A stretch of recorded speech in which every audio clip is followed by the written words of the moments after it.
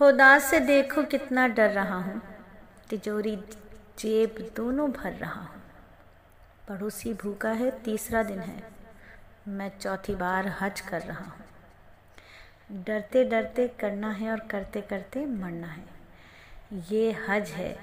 رکن اسلام ہے، ایمان کے ساتھ، اخلاص کے ساتھ، بغیر کسی ریاکاری کے حج کرنا ہے۔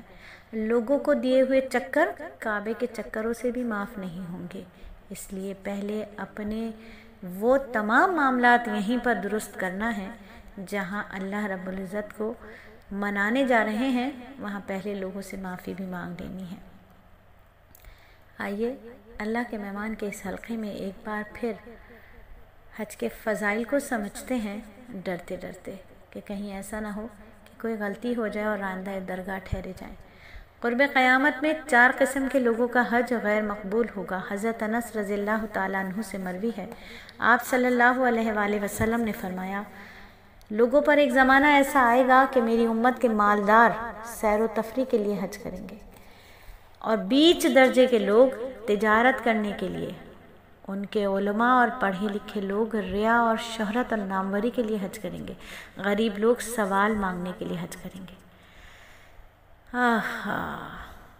ابن جوزی نے مسیر الغرام میں ذکر کیا کہ لوگوں پر ایک زمانہ آئے گا کہ ہماری امت کے مالدار لوگ تو سیر و تفریح کے لیے حج کریں گے، متوسط طبقے کے لوگ تجارت کے واسطے حج کریں گے، اور غریب تنگ دست لوگ سوال کے لیے، اور علماء ریا اور شہرت کے لیے حج کریں گے۔ آپ کی یہ پیشن گوئی تو پوری ہو رہی ہے،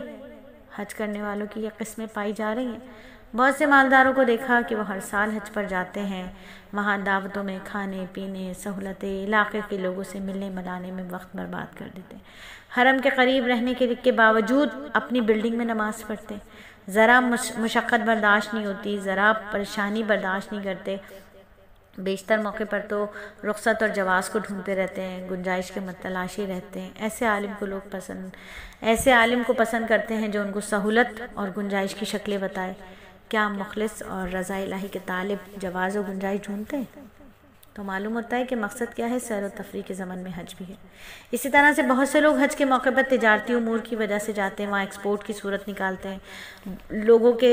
حج کے موقع پر تجارتی امور دیکھتے ہیں، کوئی حجاج کے لیے بلڈنگ کا معاملہ کرنے کے لیے پہلے جاتے ہیں، اسی طرح ٹور والے ان کے رفقا جو حج کرتے ہیں دنیا ہی کے تحت تو اپنا نظام بناتے ہیں، اسی طرح کچھ ملازمت اور ویزے کے لیے حج کے موقع پر جاتے ہیں، اسی طرح کچھ پڑھے لکھے لوگوں کو دیکھا گیا، اسی طرح جن کے حلقہ ادارت میں لوگ ہیں وہ حج کرنے بار بار جاتے ہیں، ان کا ذکر بڑی فخر سے اپنی مجلسوں میں کرتے ہیں، اپنی علمی تحریروں میں حج کی تعداد کا ذکر کرتے ہیں، لوگوں سے بیان کرتے ہیں، بھائی میرا جو ہے نا 50واں حج ہے، میرا تو 30 حج ہو چکے ہیں، میں تو 30 سال سے مسلسل حج پر آ رہا ہوں یا آ رہی ہوں۔ ایک ہماری جاننے والی خاتون ہے، وہ بھی بڑے فخر سے بتاتی ہیں کہ بھئی مجھے تو تقریباً 7 سال ہو گئے ہیں، ہر سال میں حج پر جاتی ہوں،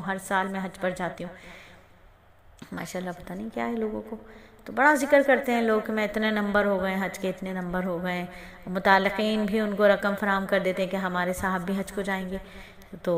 تاکہ کثرت حج کی وجہ سے دوسروں سے بلند اور فائق ہوں۔ اسی وجہ سے ایسے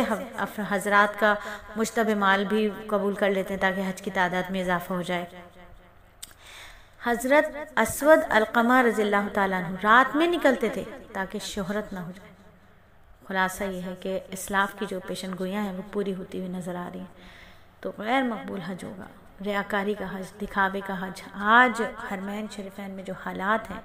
اگر آپ اور میں غور کریں تو یہی کیفیت عمرہ والوں کی بھی ہے کہ ہر سال عمرے پر جا رہے ہیں، بھئی ہر 2 مہینے بعد عمرے پر جاتے ہیں، حالانکہ کاروباری ٹور ہوتے ہیں،